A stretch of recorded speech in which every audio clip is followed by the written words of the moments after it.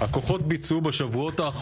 forces executed in recent weeks precise operation to detect weapons and terror infrastructure, and what we've seen today, the dismantling of the infrastructure today, this is serious, and it is taking out of Hamas a serious ability.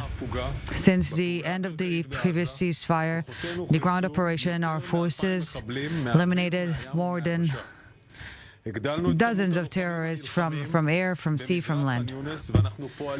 We are operating forcefully in Khan Yunis, in the southern part of the Strip,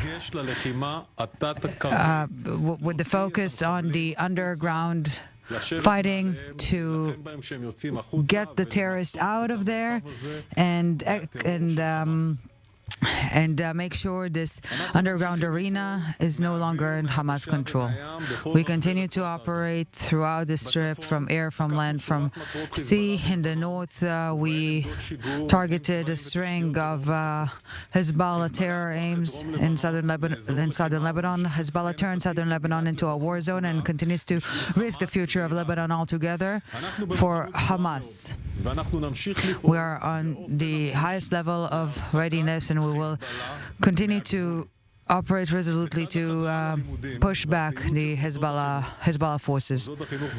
Alongside that, the education system activity is back intact, but we must adhere to the Home Front Command instructions. The Iron Dome is providing impressive results, but it is not 100% success. So the adhering to the Home Front Command instructions is of paramount importance. We do not forget for a single second the moral obligation to bring back the hostages still being held captive by Hamas in Gaza.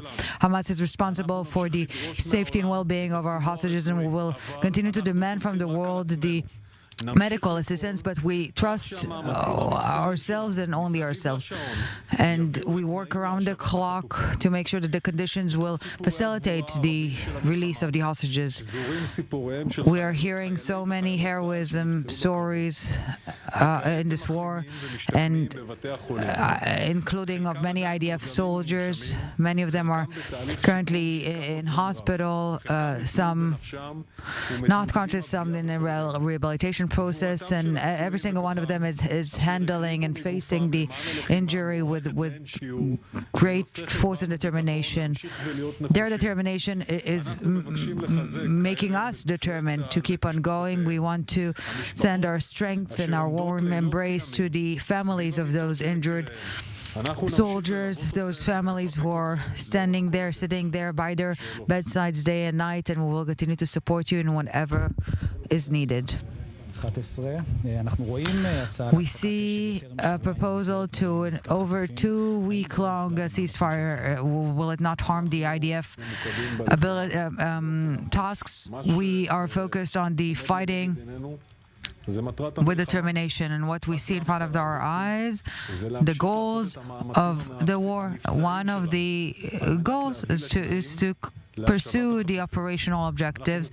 One of them is to bring back the hostages, and we know that as long as we will continue with determination, for example, in the Khan Yunis arena, to operate with 5 battalions, as much as needed, as much as possible in this area without any time limitation, as long as we continue to do that, we will ultimately bring about better conditions to bring the hostages back home. This is the way, and we will continue to operate that way. Are we expecting a mass release anytime soon?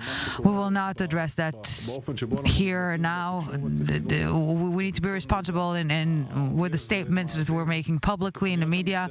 The enemy is listening. The operational plans are ours and ours only, and we're looking at the people of Israel, the reservists, we're seeing the forces getting in and out. We will not give our plans, our operational plans, to the enemy. We will continue to conduct ourselves in the best possible manner to achieve all the objectives of the war. Thank you very much. Have a good night.